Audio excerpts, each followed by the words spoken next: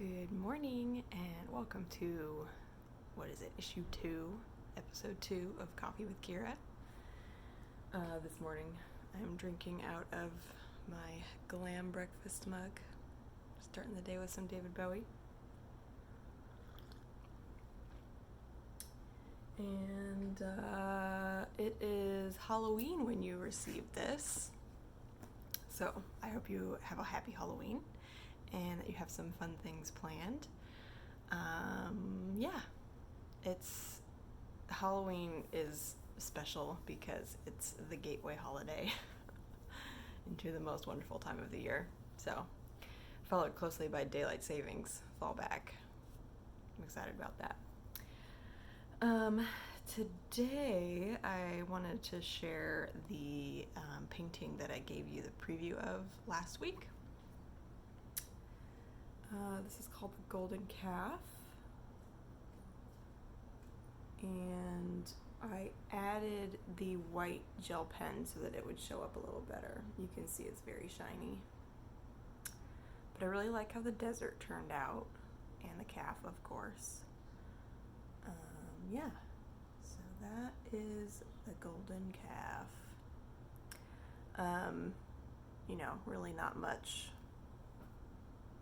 to it beyond the myth from the Bible. But yeah, in my mind I was kind of thinking like of religion as the golden calf, as the idol. So I might throw that in the title, but we'll see. I'm kind of sitting on my new pieces for a while since I do have several that are out and available. Just kind of letting those sit and then letting my new ones sit, and then I will do like a whole naming and description session where I tend to have an idea of a visual that I want to create, and then I go in and find all the meaning afterwards. Art for me is not as deep and complicated as some people think it is. But there is always, subconscious things to dig up if you look for it. So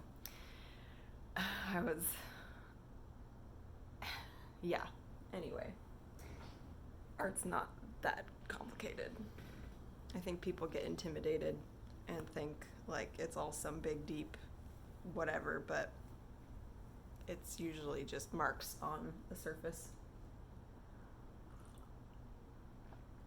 It's humans that give meaning to things, right? And then in knitting news, I've just been obsessively working on this sweater. So there's the yoke. I added some really simple lace to a couple of the stripes, and then I'm almost done with the body. I've started on the ribbing. I used up the rest of this color here.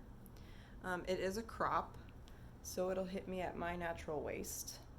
And then I'm gonna do the sleeves as long as I can to use up the rest of the yarn. So I'm guessing they'll probably hit right before my elbow. But anyway, that's what I've been working on. I love it. I love the colors. I'm very excited to wear it. I'll probably have it done by next week, and I might even wear it in the video. Who knows? After that, I have another sweater, of course, and some mittens and some hats to make for Christmas. So that's it for knitting news. I'm actually recording this on a Friday, and which means I have the whole weekend ahead of me. I hope you had a good weekend. You're about halfway through by the time you see this. Tomorrow I'm gonna go see Halloween Kills. I don't know if I've mentioned anywhere here, but on Instagram I think I've mentioned that I've this season been watching all of the Halloween movies with Michael Myers, which I had never seen before. And that's been very fun. Some are better than others. But I am excited about the latest ones that are coming out. I watched the last one last Sunday, and or the most recent one, and then obviously the one that's in theaters I'm going to see tomorrow. But that one was really good, and I think it does help to have seen at least a few of the originals. Obviously the first two, it is a continuation of the first two, and then they all kind of split off into their own weird timelines. But like having all of the lore in mind when you watch the new ones kind of makes it a little richer. Yes, I'm talking about a slasher horror movie, but yeah, it's been fun. So I'm gonna go see that, and then my other plan is to make heavenly brownies, which is what my mother-in-law calls this brownie recipe she has, where it's like brownies and then a mint cream and then a ganache, and usually it's dyed green or blue, and then she makes them for Christmas, but I'm gonna dye the cream orange or red and make them for Halloween this year. So that's my other plan for tomorrow. And then I think I mentioned in the email, I'm gonna make a big pot of chili for in honor of my grandpa for Dia de los Muertos. I do have my ofrenda set up over there. I'll put a little picture in the email. It's a very small little ofrenda with fake marigolds, because marigolds are poisonous for cats.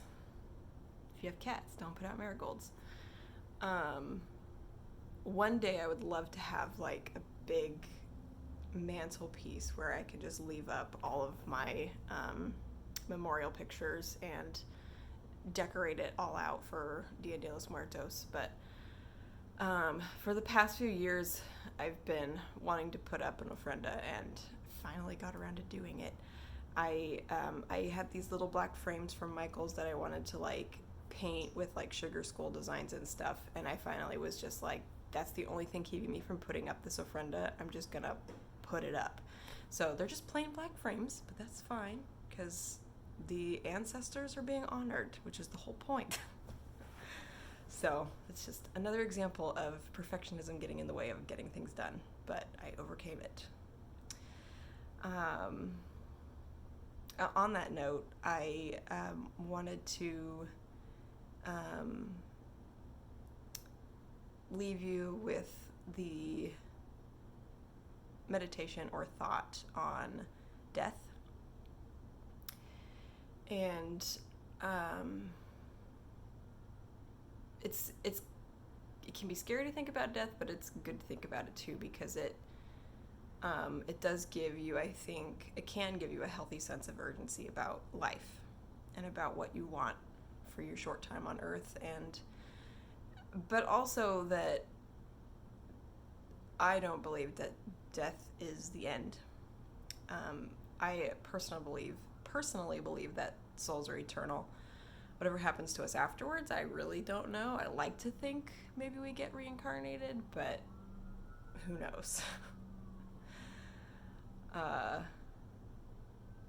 There's some interesting meditations on death and what happens after you die in